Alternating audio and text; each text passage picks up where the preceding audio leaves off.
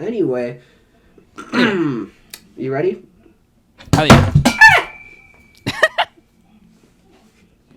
It fell off the desk. Oh no.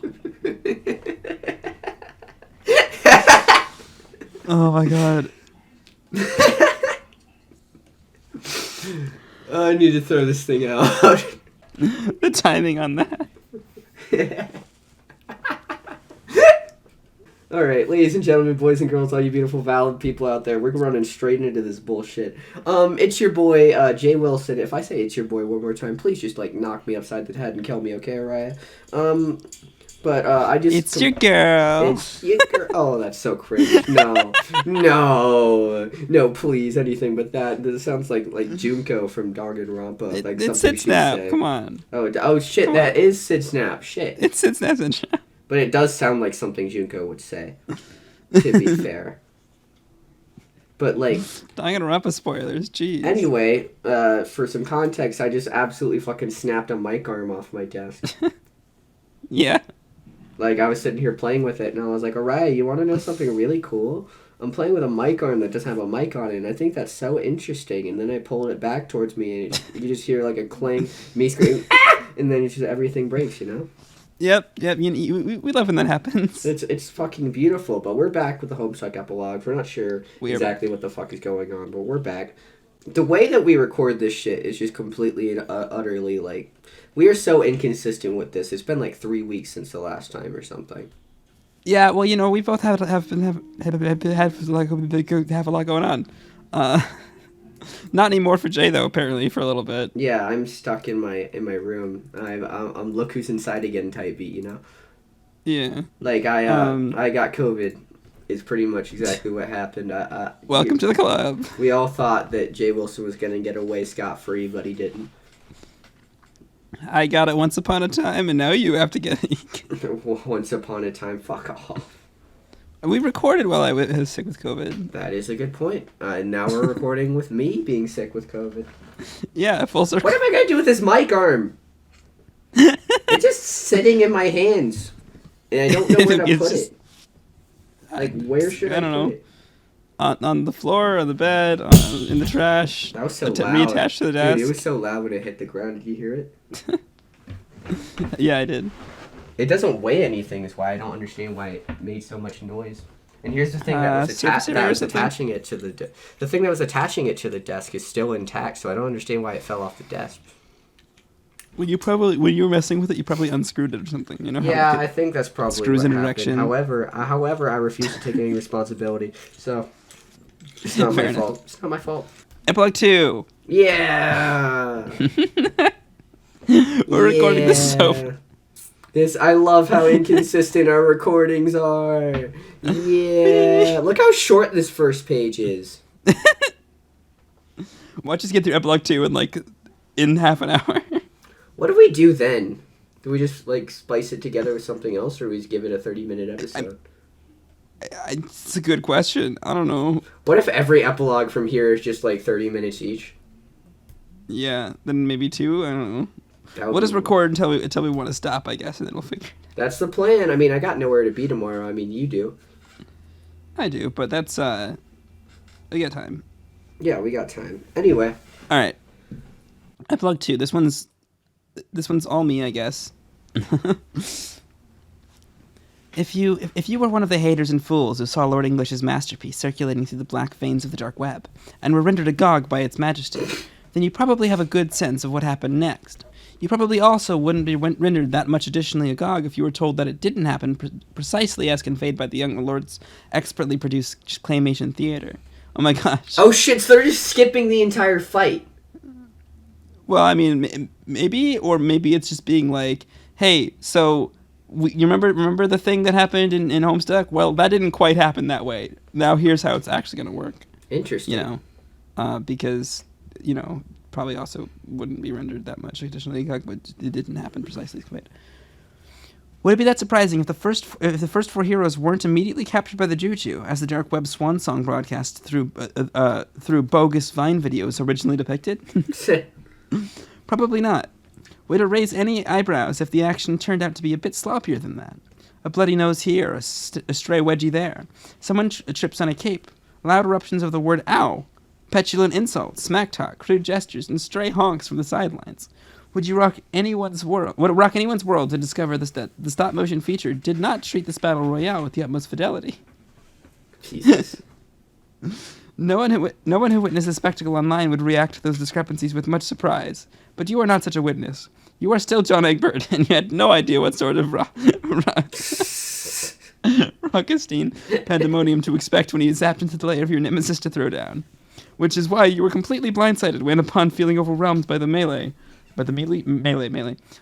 Caliborn sprung his gambit on you and your three best friends to even the odds. Gambit? What is this chess? Caliborn and Calliope did play chess at one point. That is true. And there was there was a whole gambit thing they did. Yeah, I remember that. Yeah. Damn, that brings back shit. All right, keep going. Right. He opened his little red chest, and out came his white, house-shaped juju, levitating there, threatening to behave as the weapon many treasure hunters throughout history have described it to be. Upon a second look, it's not quite white, though. It's colorless. No. A house-shaped hole in your confining reality, a hole that insists on being filled. You try to resist its overwhelming pull, but to no avail. The force is too strong. Not like the sucking from the vacuum of space, or the tug from a gravitational singularity. It was more overpowering than any force in nature, almost metatextual. Not negating your powers, your strength to resist, so much, as it seemed to overwrite them. The juju sucked you, Rose, Dave, and Jade into its void at the speed of eternity, squashed down to half a second. You landed in the abstract prison it contains, face first, alone, and with a force that made you slip over a few times and skid along by the flat of your chin. You groped for your glasses, instinctively, finding them in two cracked halves. You cradled their remains as you looked up. The blurry, distorted face of your laughing nemesis was the last thing you saw before the chest door was slammed shut and plunged you into textual obsolescence? Yeah. Obsolescence. And here you are now stuck. Homestuck, if you will. You will not emerge from your holding cell from an outside perspective for quadrillions of years. It is not long at all until you begin to wish you had brought something to read. Yeah, but why does he need glasses? I thought whenever you became a god tier, you didn't need the glasses. They were more just like a fucking aesthetic thing. That's a good point. I wonder. Because it's not that blurry if you're god tier. I don't know. Maybe I just assumed that. Yeah. So I think it did skip the fight. I told you. It's weird. Just completely fucking running through the fight. Jane. As if, nothing ever happened. That's weird. Because I wanted to see it more. Because, it's just and now we're not going to hear from John for however long. For quadrillions of years. That's bizarre. I don't like that. Yeah. That's interesting. Jane Crocker sweeps into her office with grace befitting her station and slams the door shut behind her. The sun cuts through her Venetian blinds, painting butter yellow strips of light all the way from one end of her impeccably tailored office to the other.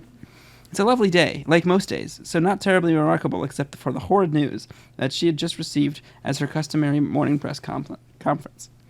Jane comes to a brisk stop alongside one of her floor-to-ceiling windows, which span a full two-thirds of her office, and brushes her hands over her hips to smooth the wrinkles out of her powder blue pencil skirt. Then she hems, haws, puffs out her cheeks, and takes a very deep breath before snatching a pillow off off of the nearest couch so that she can scream into it. There are surely a multitude of ways for a person to find out that an acquaintance is running against you in the presidential election. From a Carapacian reporter in front of 26 other members of the interspecies press was not the method Jane would have personally chosen. She is certain that she retained her poise and managed not to look too shocked at the news. She did not exclaim, "What?" but instead managed to eke out through gritted teeth and pursed lips a reasonably thoughtful-sounding, I can just imagine Jane, about to throw a fucking fit, and then just being, smiling, but a toothy smile, Yeah, exactly. She cannot believe Karkat would do this to her. This is no longer a political fiat. Fiat? Yeah. I don't know. Which the election would surely have been had she run uncontested by any other civilization founding celebrities, but rather a battle between friends, What did Vantis think he was doing? No, it's not just Vantis, Jane realizes. This could not have possibly been Karkat's idea.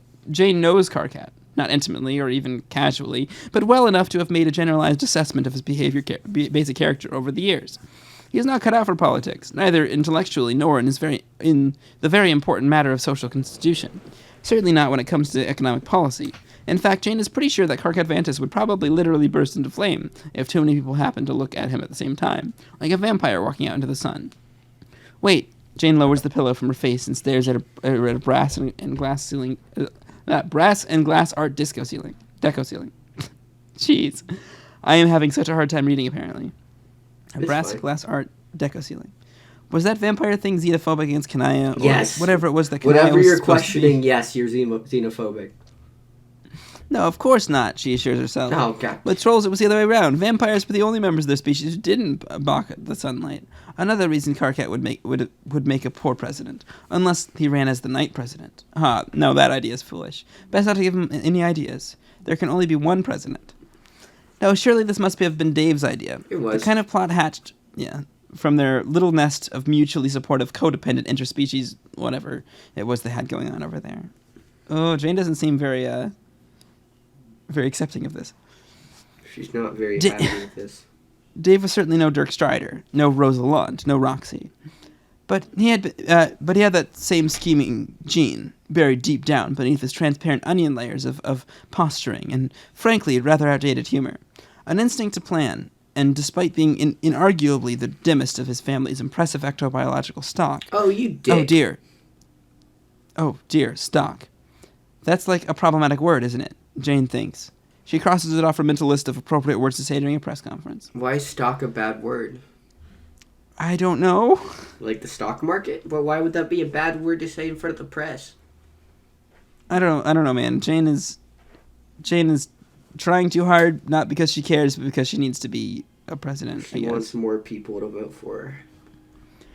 She returns to her train of thought, despite being the least mentally gifted member of his family. Sorry. That was read incorrectly. Yeah. She returns to her train of thought. Despite being the least mentally gifted member of his family, Dave has always had an awful lot of opinions on the economy. In fact, Jane cannot remember a single conversation she's ever had with him that wasn't about the economy. She thinks back to one time at John's 18th birthday when Dave engaged her in a rigorous and rather one-sided debate about deregulation and the failure of neoliberal austerity measures until Karkat had to come over and put his hands over his roommate's mouth to make him stop talking. And they were roommates. I love that. I mean, the joke about, like, historical gay erasure by just saying, oh, yeah, and her roommate. Dude, exactly. They were fucking JFK and his roommate. Come to think of it, of the few direct interactions with Karkat she'd ever had, this struck her as a truly great act of benevolence toward the common good. Maybe he would make a good president. No, she cannot succumb to such thoughts of weakness. She will not. Jane tosses the pillow back onto the couch and begins pacing the length of her office. This really was a disaster. She knew that she was solid on several demographic metrics, the human one most certainly, and the well-to-do Carapacian districts. But Karkat was incredibly popular in the Troll Kingdom. Obviously, and Troll Kingdom, obviously, and Carapacians are widely known to be swayed by underdog populism. And the consorts, who had even given them the right to vote in the first place? Oh, what the fuck? Oh, no. What the fuck? In any other year... And she's not xenophobic is what she's saying. Like, what the fuck do you mean? Damn. Who gave them the right to vote? Oof. What fucking year is it? Like... kind of Republican type bullshit. In any other year. So that makes me think that they didn't have the right to vote until this year. Yeah, that makes me really fucking mad. Oof. Jane, I think this is a fake species and you're still making me really mad. Jane hops up to sit on her desk and kicks off both her shoes. She picks up a pen and begins to chew the end to bits to stop herself from doing the same to her lower lip. In any other year, this wouldn't be a problem. She'd be happy to accept a graceful temporary defeat and let Karkat play president for a couple of years. That's why she's saying this, because this year's important, not because like they didn't have the right to vote. Like there's something important about this year. After all, unlike her, he was not immortal. but Earthsea's paper-thin, idyllic history was very close to a boiling point. Its very first boiling point, in fact, which will have everything to do with the problematic nature of troll reproduction. Yeah, I mean, that's the important reason is troll reproduction is... Oh, God. Jane's whole population control thing, that's stupid. I'd like to admit that if aliens actually came like into the world that we live in right now, I feel like a lot of people would be just as bad. Oh, for sure. And that really bugs me. We can't even get along with members of our own species, let alone other species. That's what I'm saying, man. The first generation of natural-born trolls obviously cannot be entrusted to a troll. Ugh. Fuck that. How is that obvious? Look, this is really xenophobic, and I hate it. Yeah. Which is absolutely not a xenophobic thing to think. It was just realistic. The citizens of Earthsea were able to rest easy knowing that the government held careful reign over matters of equity. No one should possibly trust something so important to a troll, knowing what everyone knew about their violent history. Come on, man. Trolls weren't like violent because they were always going to be violent. They were in fact not violent in the alternate timeline, like in the. They were just made that way by whoever the ancestors. Yeah, by the ancestors. Yeah, but then all of a sudden, only one guy remembered how things were, and then he was murdered as Gigas. Yeah, in the Sufferer's final sermon. Oh, by the way, because we I know that you were told, and you know that the guy who voices the Sufferer in the Sufferer's final sermon plays Deku in My Hero Academia. Oh yeah. Dub. But also he plays a Danganronpa character in the Danganronpa 3 anime. I'm so excited to play Danganronpa 2 through 3, and then watch the anime. Play Danganronpa 2. Play Danganronpa Ultra Despair Girls, which comes after Danganronpa 2. Then watch Danganronpa 3, the anime, which comes after that, and then play Danganronpa V3. I feel like I could speed run the shooter of the series. I believe in myself. Danganronpa V3, not to be confused with the third Danganronpa game, Ultra Despair Girls. Also not to be confused with Danganronpa 3, which is the fourth anime. And the fourth entry in the franchise. I'm gonna have a stroke. Anyways, where was I? No, it's not the info thing. Losing this election could mean social unrest, protests, even war. Jane presses her eyes shut and runs her fingers along the fine-grained patterns in her mahogany-paneled desk. She's about to think something that she has promised herself never to think again. In fact, she's about to say it. This horrible, ghoulish, girlish thought that used to rule her world and make her so terribly weak. The shameful thought is expressed out loud in the form of a defeated sigh. I need Jake. Oh boy. She spins around and, still sitting at her desk, presses a familiar entry on her phone's contact list. No, we are not doing this in this timeline too. Not again. Run, Jake. Run far away from here. Jake, get out of here while you still can, man. Are they just gonna repeatedly just like put Jake in the worst situations every single time? This poor man. Yeah. Ahoy, ahoy. Jane is stuck in a hard... Jesus Christ. Jane has to suck in a hard breath to stop herself from groaning. Why were so many of the finest young minds on this planet slaves to this foolish man's perky glutes? Yeah. Wait, does that mean that she's hopefully not obsessed with him and they're not going to end up dating? That would be really helpful. That would be so nice. Jake, hello. How are you doing? As well as can be, I suppose, considering that I just woke up in the middle of a mafficking ruckus at the stadium after getting beamed in the pumper with the old horse tranquilizer trick, which I suppose I should have seen coming, as Dirk has ended all of our matches in this fashion for the past week.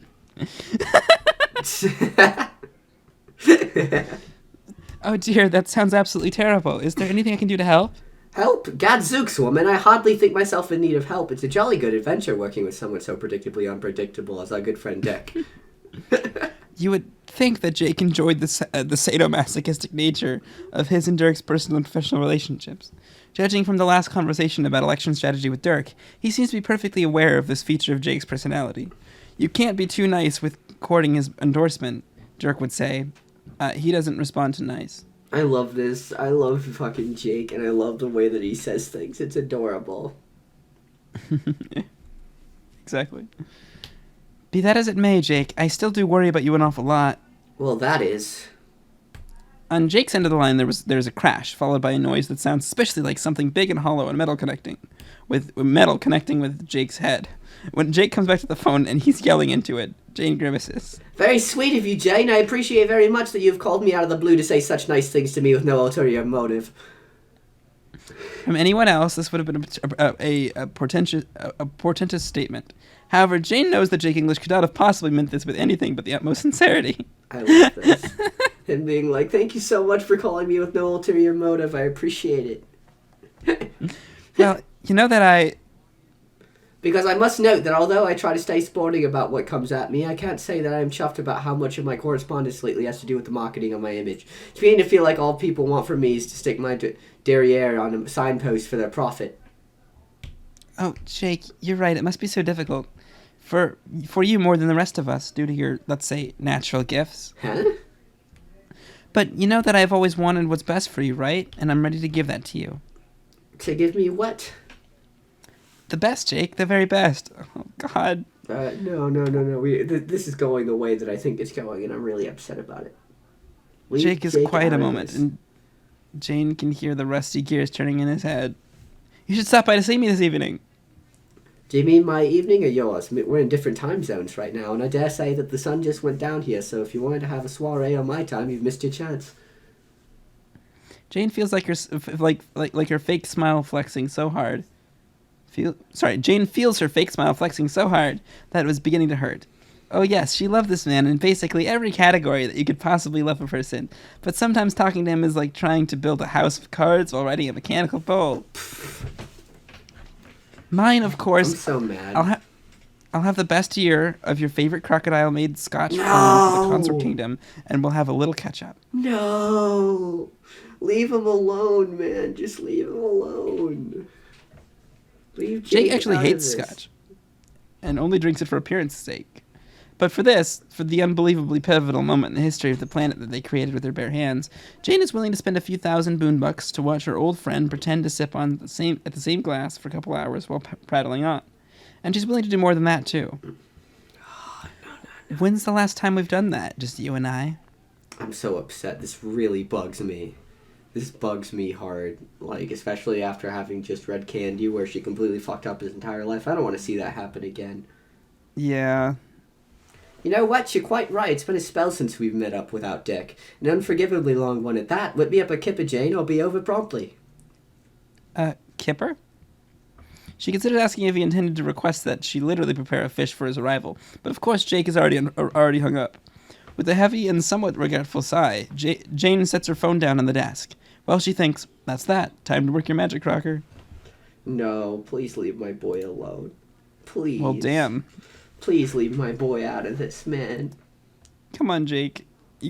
Run away, please. That's what I'm saying, man. I hope he shows up. She, offers him some scotch, and he's like, I hate scotch. Smashes it on the ground and runs for his life. Yeah. John! John isn't gone. Wait, what? That's that, you think. Your glasses are broken forever, and you totally fucked up and underestimated young Lord English. Rose should have known better than to trust this to you alone. Rose, your smart, amazing friend Rose. You can almost hear her voice now. Listen closer, jackass. Oh, wait, you do hear her voice, vibrating low and muted through the wall of your cell. You've only realized right now that your cell has walls, because it's awfully bright in here. It's so white that nothing in the cell is casting a shadow. Looking around, you realize there is no apparent source to all this bright light, making it hard to tell where the floor ends and the walls begin. John? No, that's you. Wait, who would you rather be? Do you want to be Rose, or do you want to be John? I'll do Rose, because you're John. Okay. John, are you there? Her voice is muffled, coming from what you presume to be an adjacent room similar to yours on the other side of the wall. Yeah, I'm here. Oh, thank goodness. Everyone's accounted for, then. Are you okay? What? Are you okay? I think so. I can barely hear you, though. You can hear a thud from Rose's corner, like someone's slumping against the wall in relief. Well, that's what you're doing, at least. Hey. Yeah, I'm fine, too, but this is kind of dorky to say out loud, but I don't feel time. That's not just me, right? You guys feel it, too, or don't. I don't feel time. That's interesting. Well, I mean... Yeah, time isn't passing. Yeah, I mean, the Night of Time probably could feel time. Yeah, I mean, there's obviously space inside this box, but I can't do anything. It's like I'm blind. Oh, space. She can't feel space either. Well, yeah. She can't manipulate it. Yeah. The noise outside the juju grows. Something sharp and metallic splinters above and rains down on the top of the chest.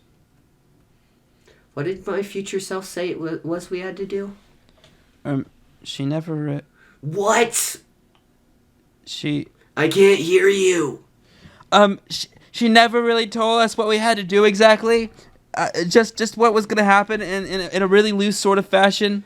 Does that mean we're stuck? The metallic noises rained down harder, drowning out Rose's attempt at being loud. Plink, plink, smash. Now I can't hear you. Try using less words. The length of the silence coming from Rose's corner communicates just how difficult of a task that is for her. She said the juju would get loaded and unloaded.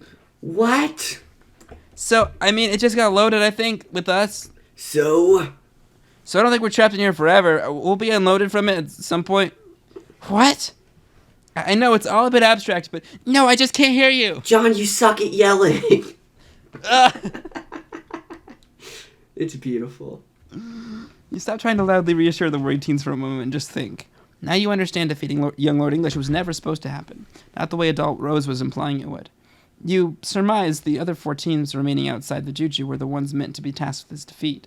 And judging from the cacophony still emanating from beyond the walls of this house, its confining chest, they are taking the task seriously. But what does that mean for the 4 of you? You try to picture what's going on in the battle outside, but it's not easy. Use your imagination. In your imagination, the battle is quite vivid and exciting. The coolness of the action in your mind's eye is bellied by the actual sound effects booming all around you. Either bellied or belied, I'm not sure. Yeah. Which you can only describe as vaguely stupid.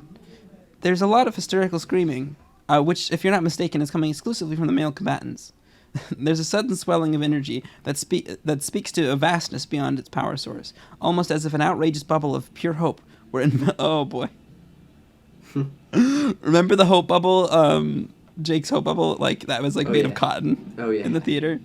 I love it. I gotta rewatch the theater after this. Yeah, I agree. Pure hope were enveloping the stage. Is how you would describe it if you didn't mind sounding ridiculous. Then you hear, it can't be horses?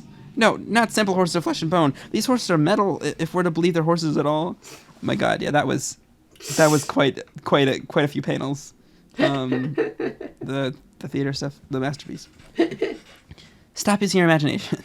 This isn't going anywhere. Okay, this isn't getting you anywhere, and clearly your silly imaginative whims aren't doing the slightest bit of justice to the actual awesome things taking place out there in the heat of battle. Frankly, your theorized skirmish lost the handle on any legitimacy it might have had the moment you started thinking about horses. You figure no one will ever truly know what's happening out there. You doubt anyone would even be able to handle how incredible the raw, unfiltered account of this teen brawl actually was. Oh, I see, come on. Well, and the other writers, but it was probably Hussie's decision to not show it. Oh, yeah, so it's probably for the best. As you slip out of your fanciful conjecture, which may or may not have included a mechanical horse ambush, you overhear Dave from one of the rooms below you, raising his voice to speak to either you or someone else. You're not sure. You place your ear to the floor again. He's speaking to Jade. They're attempting to reminisce again, to the best of their ability to do so while shouting through a wall. Once more, you ruefully reflect on these teen versions of your friends and all the questions they must have for you, for each other. What would you even say to them? Would you want to tell them about the happy outcomes, knowing they might never get the chance to experience those things for themselves? Would you tell them the sad outcomes, thus reinforcing their insecurities and suspicions that they may never truly be capable of living happy lives? You're not even sure what you can handle it. If you were teen John, you'd have too many follow-up questions, which adult John is in no way prepared to answer. Would you tell them what's up with Roxy and Calliope, again having no real grasp yourself over what's up with them? Would you tell them about Dave and Karkat? Tell them Dave and Karkat live in a hive together, watching TV all day, and Jade maybe sort of kind of lives there too, but nobody quite knows what's really going on with that? Would you tell them about Terezi? No. Oh boy. In this timeline, John didn't go through the whole Terezi disappearing in blood arc thing. Shit. This arc is just John knowing that Terezi is looking for Vriska still. She knows that Terezi's still far off and nowhere to be found.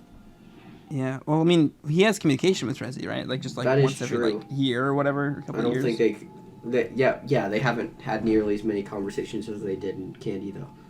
Yeah. For some reason, her name feels like nails in your heart. Makes sense, you guess.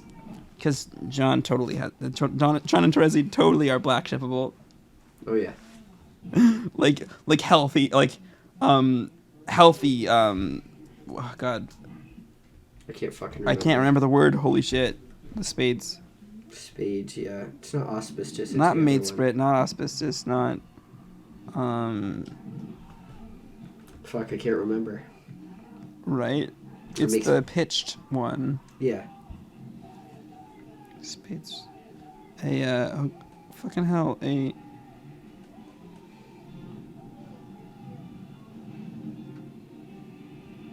It's like...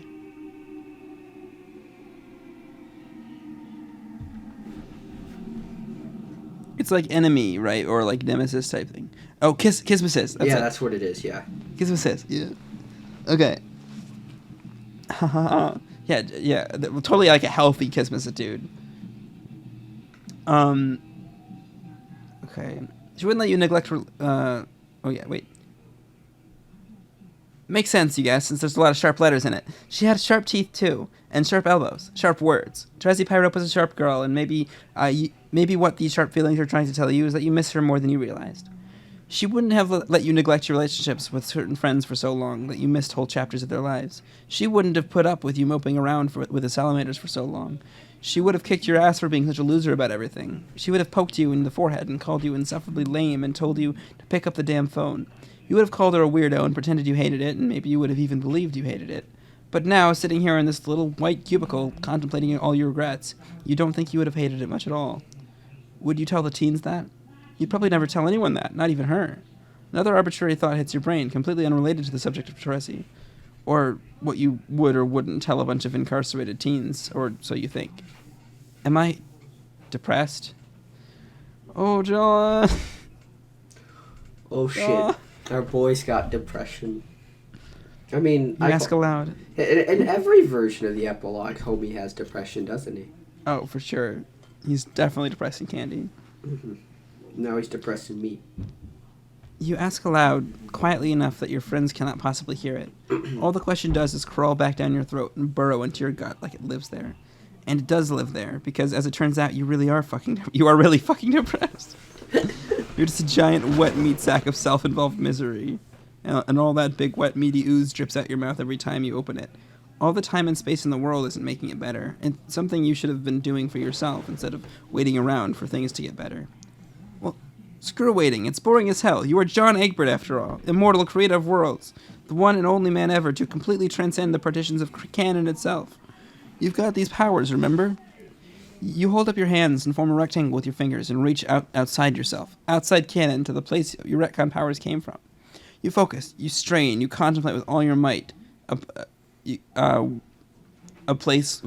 contemplate with all your might a place you can zap to, any place but here. You wait and wait and wait and nothing happens. You slump back down to the wall, and your despondence eagerly greets you again, like an old friend ready to pat you on the back and say, "Good try, man. I'll always be here for you when you fail." Thanks, dude, you think. Rose is right. What? The juju has to unload. The what has to what? The only way out of here is for us to wait for someone to let us out. Sorry, guys. Oh. Also, I think I might have depression. Oh. Oh boy. When you tell your friends you might have depression, that's such a... My boys. The boys. I love them. I'll let you be Dave and Karkat. And I'll be Jade in narrative. The nostalgia, man. Look at them. Yeah. Oh. Every time we read Karkat, you get like this. And I love it. To be fair, he's my boy. You know, yeah. This is like the most iconic thing about Jay Wilson on the internet is the fact that he's pretty much the voice of Karkat, but it's one of my favorite things about this whole channel is the fact that certain people read this comic and they read Karkat in my voice. It makes me so happy. We gotta make a live action Homestuck starring Jay Wilson as Karkat. Live action. Anyway, I'm trying to fucking get my voice to work. So we gotta hit Jade and right in her neoliberal austerity measures. We're all agreed on that, right? Jade just mentioned that he talked about neoliberals.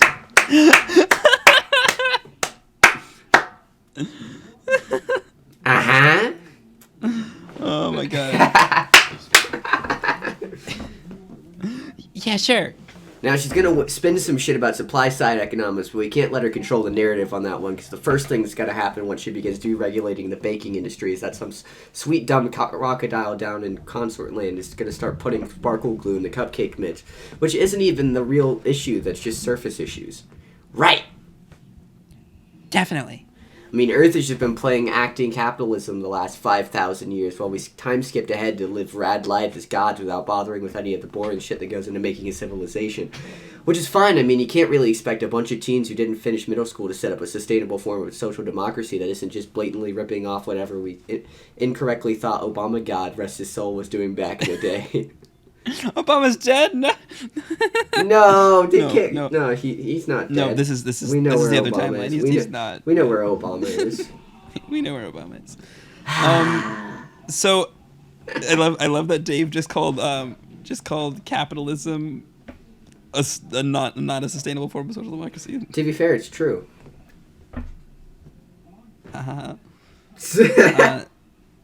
We all know that anarcho-capitalism is the only way. Yep. Well, I mean, that's what they basically have. Dude, I love the fact that I've told people about anarcho-capitalism because that was such a funny subject, and like one person was like, "I like that idea." I'm like, "What the fuck do you mean you like that idea?" Like, oh no, it's literally a joke. Yeah. There's no universe where it would ever fucking like work as a form of government or economics or either. Yeah, I mean, it would work. It just wouldn't work well, and it would also the problem with it is the same problem that's with capitalism. It works for an elite few, and it doesn't work for everybody else. Capitalism's inherently theft. I love it. Yeah. Neoliberal private property is inherently theft, and neoliberal fascists are destroying the left, and every politician, every cop on the street protects the something of the pedophilic corporate elite. That is how the world works. You know, that is how the world works. I can't remember what that lyric is. Anyway, but Jane's got this old school mentality. You just know she wants to restrict grist to alchemy for the sake of growth. And when that goes down, it'll take 3 seconds flat for some nobody in Nurse-Town to drop the Earthsea Communist Manifesto. At which point we're in for a speed run of either our 20th century or her 21st century. We're going to glitch under the map straight from Marx's clown dictatorship, which also isn't the real issue. Oh yeah! Of course. Oh my god. Are you two even listening, or are you just making noises with your mouths? How dare you! I can't believe I'm being accused by Dave Strider, reigning emperor, of spewing endless verbal diarrhea directly into my innocent ear ducts every day in my fucking life, of making thoughtless mouth noises. Jade, are you hearing this? I'm scandalized, especially when there are much better things we could all be doing with our mouths. That was an innuendo. That was an innuendo, right? That was definitely an innuendo. It's been a really nice day they've been having, and then Jade had to go and say something like that. I don't like this. Jade needs to get out of this situation. I second this opinion. Jade needs to go find their own person. Jade needs to go find a person, and Dave and Karkat should go ahead and make themselves official. Yeah. That is all. The air in the hive changes in a way that is palpable, and in a way that she can't seem to accurately gauge, despite having both superhuman and superdog senses. She's lying on her stomach on the floor, chin in her palms, glasses slid down to the tip of her nose, kicking her legs in the air. Elements of her outfit resemble her god-tier jammies. Peasant skirt, sparkly flats, and a bold choice in stripped tights. Her tail swishes from side to side.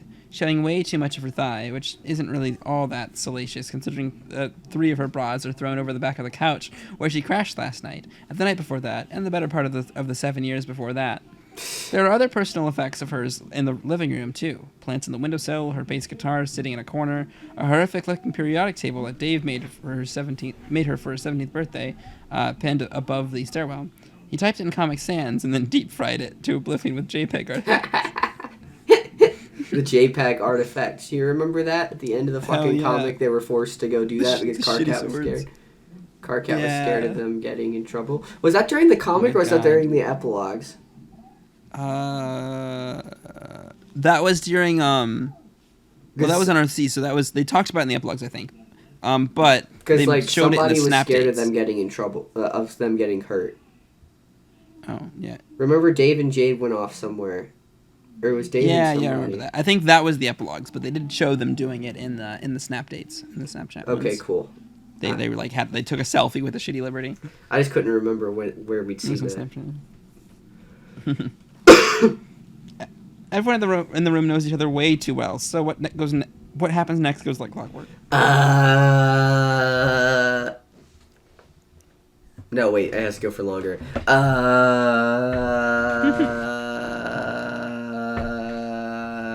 think that's long enough. Says Karkat for like 30 seconds straight. So, as he retreats into the bulk of his sweater, he scoots a half-foot... I've been wearing a lot of sweaters lately. Yeah, me too. He scoots a half-foot to put his back against the couch when Jade pushes her glasses up the bridge of her nose and looks at him. And Dave, with his preternaturally perfect timing, sweeps a hand over his tablet to bring up a new PowerPoint slide on the TV.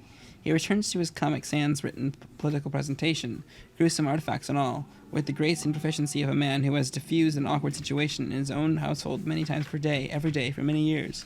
Anyway, we all know the real issue is troll reproduction. This election season is going to be jacked up with dog whistles Jade will never sleep again. Woof! And not that kind of dog whistle, Jade. Not that kind of dog whistle. Jade still needs to woof. I did. Oh, I didn't even hear it.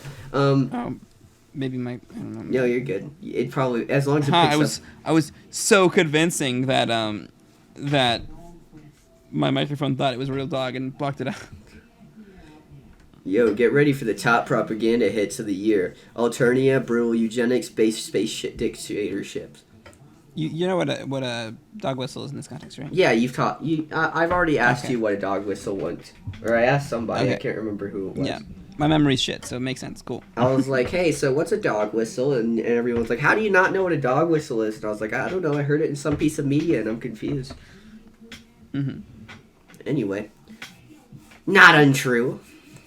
Troll Homeworld for Lord of the Flies nightmare scenario where kids murder each other just to get the chance to get to grow up and murder other aliens instead. It wasn't that bad. Actual names of professions on Alternia: Thrush-Executioner, Legislacerator, Minister of sucking the eyeballs out of your fucking skull and putting 2 monstrous HR guide your tier troll dicks up in there, just mashing the shit out of your brains with them. You made that last one up. Also, it was disgusting. Grow the fuck up, you utterly contemptible potty mouth cunt. Holy shit.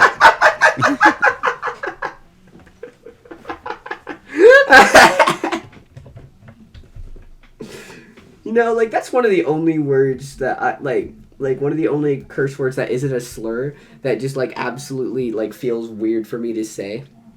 You know? Like, Yeah. I mean, yeah. It's weird. I don't know. I mean, the Aussies say it all the time, so. I don't say it at all. It's weird. I'd say it. I don't say it because I don't have any reason to say it. Yeah, like it's not the fact that I hate the word, but like, bad. and like my best friend Theo, or one of my best friends, Theo, me and him, whenever we talk, one time I used the word cunt and it just didn't feel right whenever I said it. You know, like I said it and it just didn't come off right. It was weird. Mm-hmm. I don't know. It just feels a lot harder than other curse words for some reasons. It's because nobody ever uses it, I think. Yeah, nobody uses it in the States. It's used a lot more in other places. It's weird. Yeah. I mean, to be fair, like, trash taste, it's every other word. That's a good point. I haven't listened to Trash Taste in months. Maybe even a year. I don't think it's been a year, but at the beginning I watched the first like 40 or whatever podcasts like as they came out. Yeah, I used to, and then I just gave up. Now I just like whenever an interesting one pops up, I'll watch it, but not very much. I don't even do that. I don't have time. Well, now I have all the time in the world. Yeah, right. Dude, you know, like the worst part was that I was sitting there and I was getting really overwhelmed in my life, and I was like, I just want a day to just sit in my room. And now I've been in my room for 5 days, and I'm like, now I just want a day to just go outside. Hobo Johnson lyric, I love you like the train loves to roll whenever it stops all at once is just to go, but sometimes when it's going all at once is to break. So it's like forever in this track, it's very serious face. It's the kind of dichotomy of like when the train's going it wants to stop, when it's stopped it wants to go. Yeah, exactly. What song is that? I can't remember. Moonlight. Moonlight. Oh shit, that's what it is. I love that song. It's a very good song. One of my favorites. I love Hobo Johnson. Me too. Anyway, I just love... Also, you know... I'm sorry. No, I just love the fucking, like the fucking, like... what's the word whenever you make one word, like, stand out between the other ones? Like, there's a word for that. I love, like... I don't know. It might start with an I. I can't remember. Well, there's italicization, but that's not italicization. That's not what I'm saying. That's not what I'm thinking about. It's like, I love how big they make cunt. Like, they make it seem like they make it hit really hard. With the asterisks, yes. Yeah, like, they make it so you have to, like, give it that much emphasis. More. Emphasis, yes! So there's an E. I heard emphasis, I thought emphasis right before you said it, and then you said it, and I was like, shit, now I sound dumb. No, it's good. Anyway, continue. Took me a while, too. Also, you know trolls don't actually have 2 dicks, Dave. That's an offensive stereotype. I know that's the point. Keep up, guys. Ready for another one? Trolls literally ate babies. Only the defective ones! Like you, my dude. Yeah. Aww. Oof. So that's why our campaign can work. Yeah, troll society kind of sucked, but to be fair, it was the Condes's fault. To be fair... English's fault, but... To be fair, eating babies is contemptible. Jay Wilson does not stand for eating babies. Eating babies is a different thing, but eating babies is bad. Yes. You heard it here first, folks. Jay Wilson is against eating babies. I am pro-eating babies, however. Like just picking one up and just seeing how far you could throw one. I think I could throw a baby a far amount. They're vaguely football shaped. I wish that there were things that I could do without having to worry about morals. Like eating babies. That sounds so fun. And it's obviously I would never do that. That's stupid. Obviously I'd never do it. Bad. However, but wouldn't it be like it's so fun to just take like a doll or something and eat it? Yeah, but like imagine if it was a living child and you hear it screaming ah! As it's just a very lifelike. It's like football except the ball's screaming.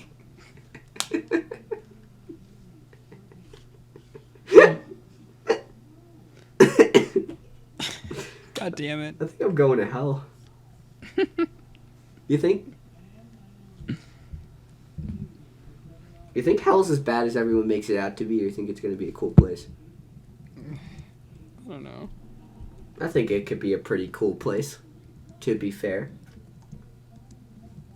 I would vibe pretty hard in hell, I do have to admit. Anyhow. By the way, I'm going to be giving a long-form exam at the end of this to make sure you're retaining info, because this is only like the most important thing you've ever done collectively.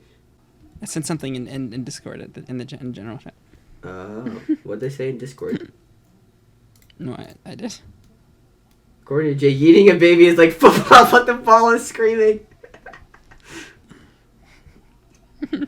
I'm always saying this. People are agreeing with you. I'm glad. I'm glad that the people understand my pain. Anyone want to play some screaming football? Anyway. Aside from creating the universe, I mean. It's not that it isn't important, Dave. It's that, like, the method you're using to communicate it is kind of inefficient and boring. You mean words? I mean, your words specifically. We already understand the issues at play. You don't have to explain it to us over and over again like we're 12, right, Karkat? Are you asking me whether I've heard this exact speech almost word for word, including rehearsed versions of both the colorful metaphors and jokes 10 or 20 times already? Because the answer would be, yes, of course I fucking have. Oof. Oh my god. I just said I'd say it's more like throwing a really heavy tomato.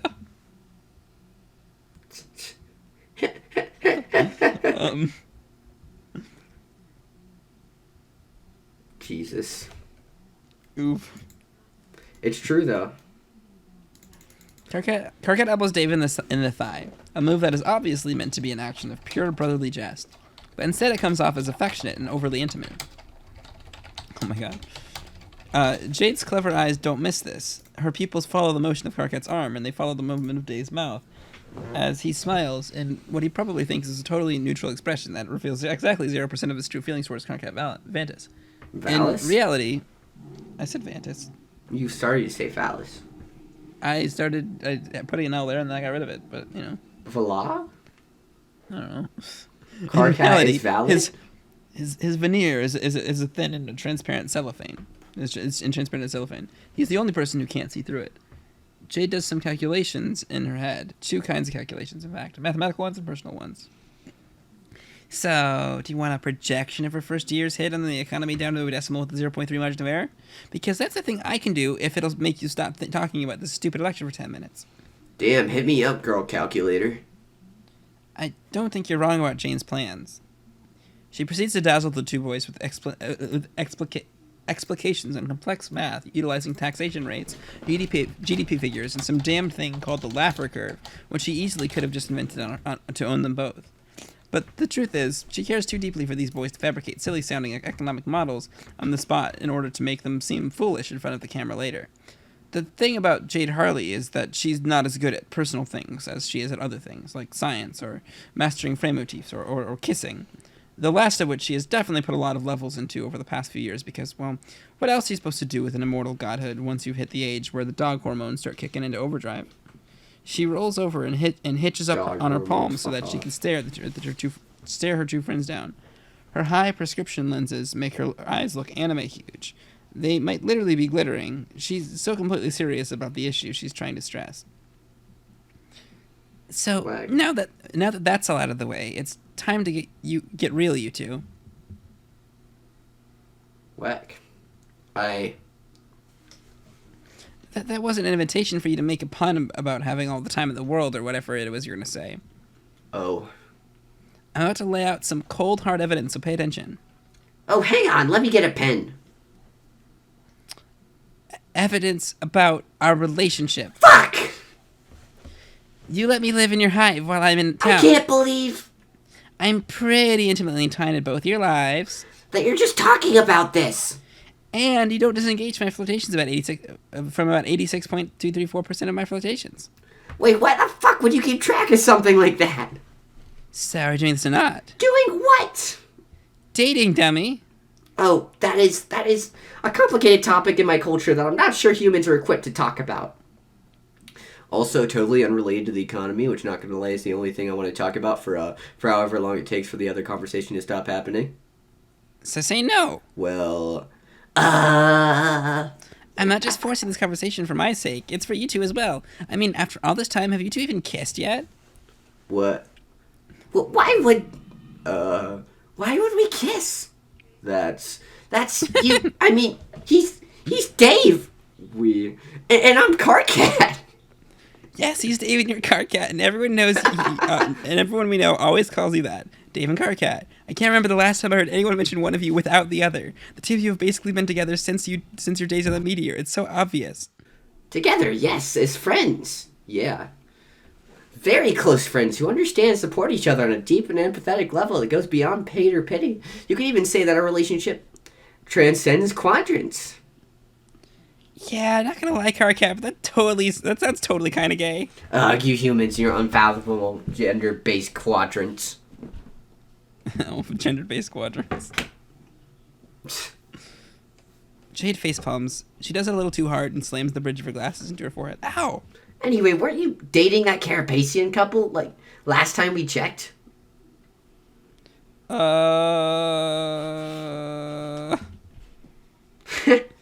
Jade? Jade's a horrible person. Jade's a horrible person. Jade drags her hand down to the bottom half of her face and sighs. Yeah, for fun. I'm 23. Don't you think it's a little old for me to still be dating for fun? Wait, you're saying we aren't fun? When's the last time either of you left the house? Jade sighs and crawls closer. She takes one of Karkat's hands in hers. I think we'd all work good together. No, this ended badly. Please make this different than the candy universe. Please make this different than the candy universe. Pretty please. In her other hand, she tries to grab Dave's wrist, but he flash steps to the other side of the couch. She pouts at him and keeps holding Karkat's increasingly sweaty palm. And I think we've been dancing around that for years now. I want to try dating for real. Have you ever considered, sorry if what I'm about to say totally blows your mind, dating a single person for more than half a sweep for reasons other than initiating the exchange of fluids? Oof. So Jade's grip on Karkat. Did Karkat just ask Jade to not be a whore? Yeah. Jade's such a whore. Indeed. Is that slut-shaming? I can't be slut-shaming because I'm calling her a whore. Jade's grip on Karkat's hand gets a little too tight, but her baked teeth smile remains flawlessly pleasant. Completely fucking... We'll get to it. It's a common sort of exchange between them and could be easily considered flirtation on several different metrics, especially considering the history between them and the sheer level of black flirtation that Karkat accidentally indulged in during his insecure youth. He doesn't even pull his hand away. Okay, first of all, don't slut-shame me, fuck-ass. I don't think that's slut-shaming. It's whore-shaming, okay? There's a difference. Second of all, that's what I'm trying to do here. Third of all, Karkat, aren't you from a culture where people are expected to engage in romantic relationships with like 5 people at a time? That's not the same thing at all.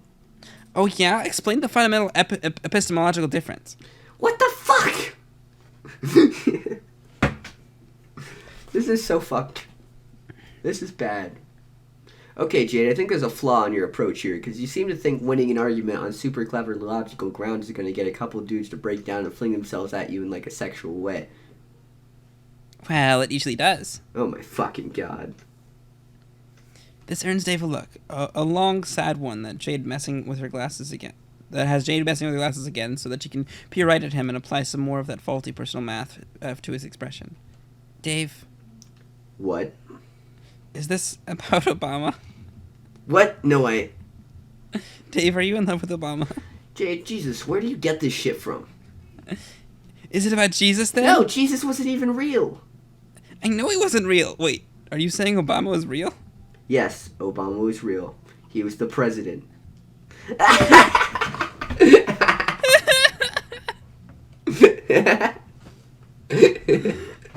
All this time I thought Obama was like a fictional aspirational figure that you modeled your life after. I can't even breathe. Like Snoop Dogg or Nicolas Cage.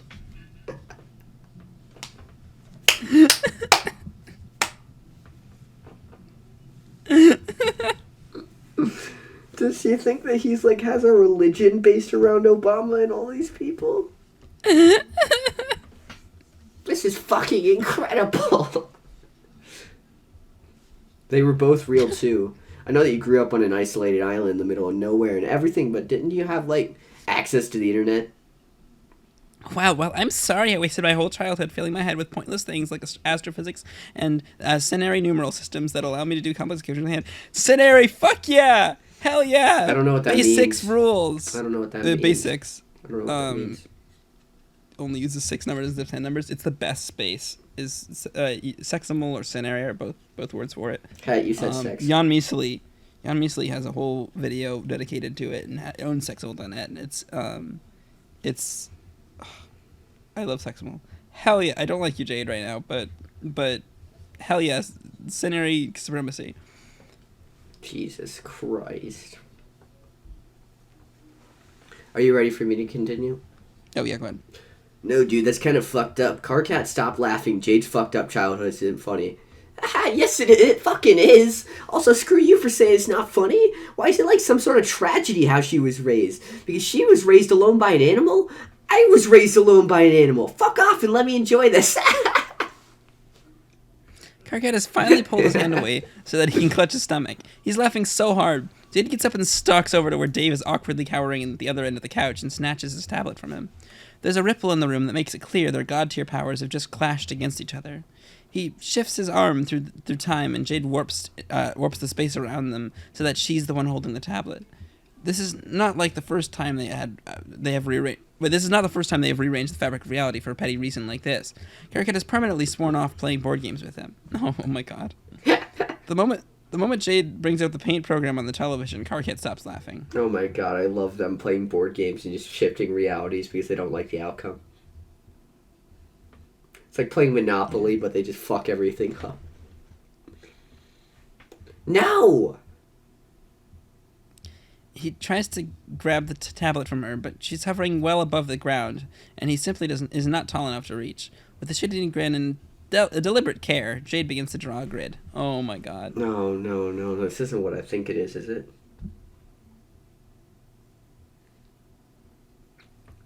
A grid.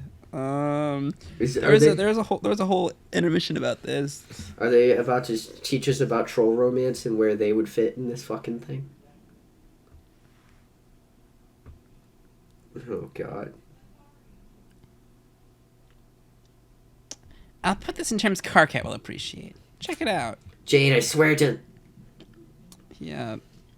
Karkat jumps and tries to grab her skirt, but she swims through the air with ease, giggling as she doodles. You better not be drawing what I think you're drawing. Her artistic skill, even at the advanced age of 23, still leaves something to be desired, but it's pretty easy to produce recognizable caricatures of the three people in the room right now. She gives Karkat a pair of fuzzy, angry eyebrows and starts drawing other lines. Sinister lines, with salacious meaning. It's exactly what Karkat fears, a shipping grid. That's what I thought. Stop! Cease! Desist this moment! Do not draw one more line! Oh no, I'm trying to line Karkat. Karkat better stop me before it goes all the way from my mouth to yours. Jade, this is sexual harassment. I agree, this is very much harassment. This is sexual harassment. Go away, Jade. I agree. Jade doesn't understand anything. Jade's lonely, and that's the whole thing. Karkat catches the back of her shirt, and she goes plummeting weightlessly to the floor, still laughing. Karkat tries to wrestle the pen out of her hand, but all he accomplishes is turning the red rum trajectory between her and Dave into a red rum loop-de-loop. See, me and Karkat have great black chemistry. It's not black chemistry, you horrid non-shit in this windbag. Jade and Karkat roll over each other on the floor, and he gets a mouthful of her hair. For his trouble, Jade comes out on top and sits on his back, humming to herself as she crafts her grand design. And now that Dave's all chill, he'd make great auspices. She says, cheerful and oblivious. No. Because you and Karkat are kind of like Moirails. No. And you and I, well, you know, it's always been pretty flirty. Jade. Except... Jade finishes drawing a shaky heart directly into the paint program. It's so big and bright on the TV that it fills the entire room with a red light. Karkat raises his face and stares at it in utterly bereft horror. The sick light makes the bags under his eyes look like divots. In this model, troll quadrants are dumb, so we all kiss. I call it political arrangement. I call this political arrangement fully automated luxury polyamorous space-time communism. Jeez. Jesus Christ. No one reacts. Karkat is defeated. Completely.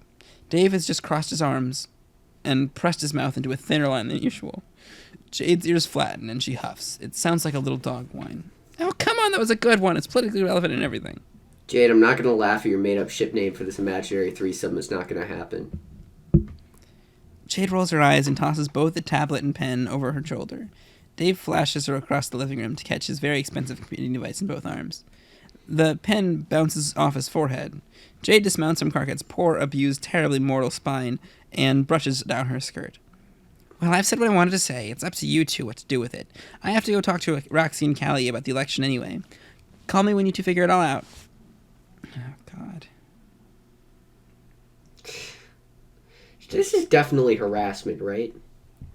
Yeah, no, it's sexual harassment. Like, this is horrible. This is absolutely horrible. Yeah. Jade clicks her heels together to propel herself back into the air and actually winks at them before absconding through an open window. She has to pull the thick curtains aside to do so. Karkat hisses when the light spills over his face. What Jade leaves in her wake is not quite the emotional scorched earth situation she was going for, but a few of her needles have definitely gotten under some skin. Dave and Karkat both stare after her, silently caught in their own private rationalization spirals. Karkat needs to verbalize a part of his out loud. Wow, what a crazy and totally improbable conversation we just had with our best friend Jade. Yeah. What a good thing for us that she's totally delusional, has no idea what she's talking about, huh? For sure. Dave offers Karkat a hand up from the floor. When their palms connect, there's a moment where something could happen. A little spark of potential. It would be so very easy for something to happen. Want to play some Troll Tony Hawk? Hell yeah. I love that. I want to play some Troll Tony Hawk. Like, that's the most fucking, like, Dave and Karkat thing I think I've ever seen. Right. Want to go play some Troll Tony Hawk.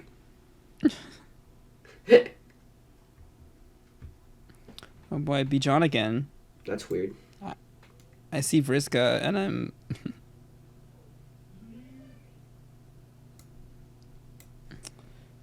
Alright.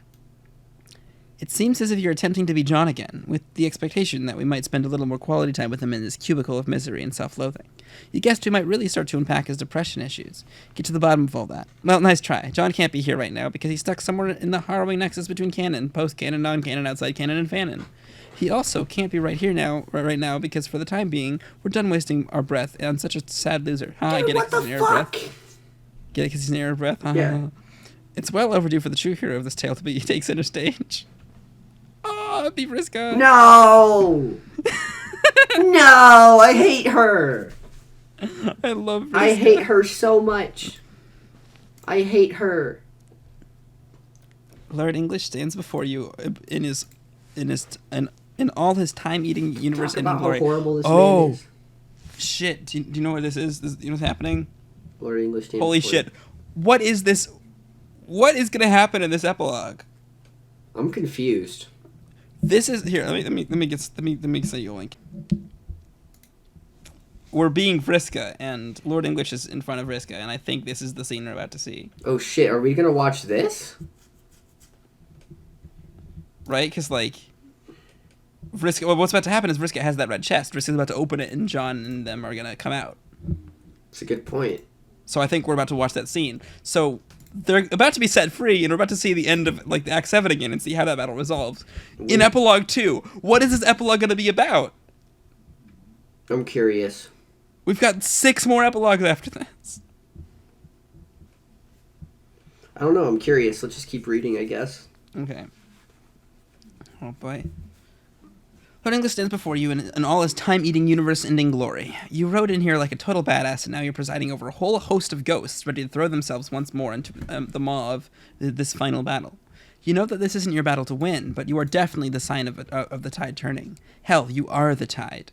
This whole thing would have been pretty dismal if you hadn't shown up with the treasure chest containing the ultimate weapon, not to mention your flawless defeat of an obstructionist, hectoring orange man who, for reasons you cannot begin to comprehend, seemed to be obsessed with you. Oh, Hussie. You have already executed what is probably the most important tactical maneuver ever performed by a hero in the history of heroism.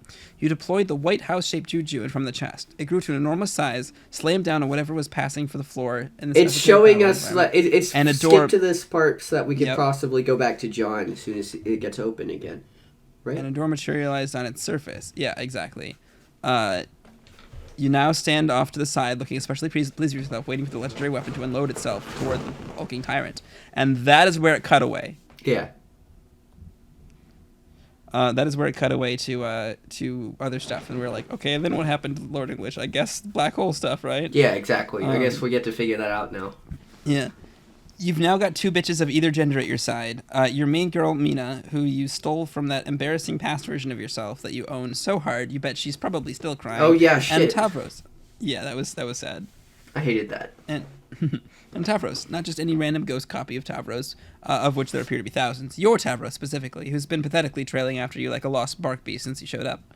You'd be hard-pressed to describe what's happening right now if they sent a poet. Maybe he'd do a better job at it.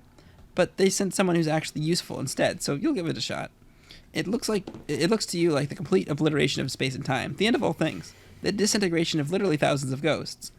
And no doubt your admirers out there would love it if you described it in all painstaking detail, but you're not an executionist. You just call it like you see it, and what you're seeing right now is pretty awesome. Observe Lord English. Kind of an overworked character design, you think to yourself. If someone showed you a drawing like this on either their flarp sheet, on their flarp sheet, you'd probably be obligated to immediately kick their ass. There's a lot going on, from his vein-popping muscles to his 8-ball eyes to his pirate leg and ostentatiously bright gold pimp cane. Years ago, you brutally criticized Terezi for adding a dragon head staff to her Red Glare cosplay. The argument that ensued was so bad, she didn't talk to you for an entire week. Now that you're seeing this, well, you wouldn't apologize to her, obviously, but with an 8. But in retrospect, maybe her accessorizing wasn't so bad. At least she understood the basics of having a simplified silhouette. I'm going back, Finn. You coming, Riz? Of course, but give me a minute. I want to see. Mina gives you a grin and a salute and leaves you to it. This is what you always felt you were destined for somehow, standing at the end of the universe and seeing how it all goes down. Tavros is clinging to your arm like a little crybaby, while crying, you assume, and probably soiling his dumb little pair of shorts. But not you. You're fearless. Your eyes are so wide that it feels like you're eating all the light through them. That's what you are, after all. The thief of light. You crane back your neck and watch Lord English put a crack in reality. It's beautiful. You thought maybe he'd do something stupid, like punch the sky with his gross, throbbing muscle arm. But all it takes for him to shatter the roof of existence is a single ear-splitting roar. Around him, the ghost army scatters. Tavros flinches and hides his face in your shoulder, and probably pisses himself again for good measure. But you get smashed in the head? It was so fast and dark you didn't see it. The shard of spacetime that split off from above and hurtled toward you. Your body rocks back, whiplash fast, and you nearly keel over. You're still standing though and laughing. That's what you were doing when Lord English put his split in the fabric of reality. You were laughing, not crying. It doesn't hurt at all. Vriska, are you okay? Shut up! I'm. You stagger back and put a hand to your head wound. Your eyes spin, all 8 of them. It's not just big. It's not a big deal though. Just a scratch. You feel it's fine. Your hand comes away, coated in thick blue. Your hair is soaked with it all the way down to one side. Why is broken space-time so sharp? Like splintered obsidian. Feels like it barely grazed you, and yet everything around you begins to spin. You're not sure if you can't quite. A stream of blood begins to leak in under your glasses. Noise whirls around you. Lord English losing his shit. Ghosts shouting, moving the broken glass sound of the ceiling of space splitting into hundreds of shards of potentiality. There's a hum beneath all of it. A deep, dark reverb. A black hole sucking everything into the dark maw of infinity. You wipe your bloody hand on the leg of your jeans and sneer with rage. You won't go down so easily. Tavros tries to steady you off. But you slap his hand away. Also, I forgot to mention this, but this Vriska and Mina are the ones that showed up in Candy. Are the ones that what? That showed up in Candy, remember? Oh, wait, shit, yeah. Fuck off! Okay, it looks really kind of extremely bad, though. You're so intolerable. I need to... Tavros, go! Find Mina. Now, Tavros! Tavros hurries off into the fray to find someone less worthless. You try to catch your bearings so that you won't miss a single instant of this battle, but you're distracted by something in the corner of your glasses. Your Trollian alert is blinking. There's a message from Terezi. How long has that been there? Hours? Days? You suddenly wonder if it's been years from her perspective. Waiting for you to respond, given how time moves differently out here. Were you too preoccupied with your incredible heroic exploits to notice? Focus, Circuit. This is no time for sentimental thoughts. You need to get a grip. Keep your head in the game. Keep your both feet planted firmly. Whoops, your feet slip. While that Tavros to keep you steady, you lose your balance and begin drifting. You try to regain your footing, but you realize you aren't in danger of falling over. That's not the problem. You can't seem to get your feet back on the floor. You feel light. You're floating. You flail your legs, scraping the tips of your shoes against the floor. It's no use. You understand what's happening. It's the black hole. It's starting to lift you up. You glance wild-eyed toward the glowing juju. Its 4 chambers and peaked roof are pulsing with the energy of raw imminence. This is it. Everything you've been waiting for, whatever it is about to happen. Where's Mina? You desperately try to stabilize yourself, slow your ascent, anchor yourself back on the floor in some way. Anyway, but there's nothing to grab onto. There's blood in your eyes, and your depth perception is fucked. Your hand goes wide, and your fingers close around the empty spaces you reach impotently toward the glowing symbol of everything you ever believed you were meant for. This can't be how it goes. As you continue to levitate, gaining speed in the direction of the insatiable cosmic body, you can see your blood trailing behind you in wet cerulean blobs. The juju glows brighter. You need to see what happens next. You need to see! With 8 E's. You're so frantic, grasping for purchase in the empty air, that you aren't ready for it. Another black shard of spacetime hurtling through the void. It collides with your chest right at the place where your ribcage connects, and sends you spiraling even ever faster toward the deep dark maw of infinity. A black hole is something not even a god-tier player can survive, you suspect. And even if one could, you highly doubt there'd be any clawing your way out of its event horizon and back into relevance. Not this time. It's a fate worse than anything you can imagine, and as it truly sinks in what is happening to you, how this is ending for you, finally you lose all sense of composure. You flail, spin, and flip in helpless little circles like a bloody rag doll, and you begin to scream. Jeez. Fuck. John, emerge from the juju. Oh boy. Oh shit. The first thing you hear is a tiny scream getting sucked into oblivion. The voice is familiar, but not as familiar as the second thing you hear, which is a crack. It's not just a crack in your ears. This crack goes all the way down to your spine. You almost didn't react to it because it's so familiar. Around you, a cacophony rises up like steam. Oh shit, it's really popping off out here. Dave's voice reminds you that your teammates have emerged from the house along with you. You survey the group. Everyone is accounted for. 3 confused, frightened teenagers. Have they not aged at all? Well, that's a good question. We don't know how much time has passed to them. It's true. You can't see anything but big, bright smears all along the horizon. You fish the 2 halves of your broken glasses out of your pocket and hold them up, to your face. The scene comes into focus. The eye of a storm, a black hole so massive it stretches so far as you can see. As far as you can see, an army of ghosts swirling and screaming, whipping around you like leaves in the wind, and at the center of it all is Lord English, just like in your dream. You can feel it now, the moment reality yawns too wide and snaps in half. The fuck? Shit. Well. The fuck? Now these epilogues are just flying by. Yeah, that was Epilogue 2, one video for Epilogue 2. How many epilogues are there? 8. Weird. That's bizarre. So, anyway, it's my outro now, isn't it? It is indeed. Whack. So what do you think about that? Wow. That was really weird. All of that was really fucking weird. It's Homestuck. It's Homestuck for real, for real. Yeah. That's something, alright. Oh boy, I'm excited to see what happens. Like I thought this was like gonna be like the grand finale was all this shit, but like, what's gonna happen after this? I agree. No idea. I'm just as confused about it, to be honest with you. I don't know what to think or what to say. Yeah, I don't really know what to say. Yeah. I'm just confused. Yeah. To be fair. Huh. Well. Alright, I'm gonna run my outro then, because Sure. we obviously have no fucking way to say anything right now. Ladies and gentlemen, boys and girls, girls? What the fuck is wrong with me? Ladies and gentlemen, boys and girls, all you beautiful, valid people out there, thank you so much for tuning into another episode of the Homestuck Epilogues. God, I love that outro. It's like reflexes, you know? Like, I don't even have to think about it. It's weird as hell. But, if you enjoyed, please leave a like. That would be greatly appreciated. Comment down below. Tell us what you thought. Subscribe. Post notifications if you want to see what we're doing next. Come to the Discord. There's some really cool people there. I bully pretty much anybody that I talk to on a regular basis. It's pretty great if you want to interact with us. I'm actually not as much of an asshole off recording, I swear. Actually, I kind of am. That's besides the point. Follow the Twitter every once in a while. I'll tweet. I tweeted yesterday, I think. I can't remember when the last time I tweeted was. It was at some point during this whole quarantine I've been dealing with. But by the time you guys see this, I'll be out of COVID and I'll be out of my room. It'll be pretty great. Yeah. But, yeah, I hope you guys have a great day, night, whatever time it is for you. And we will see you in the next time. Love you. Yeah, bye. Bye.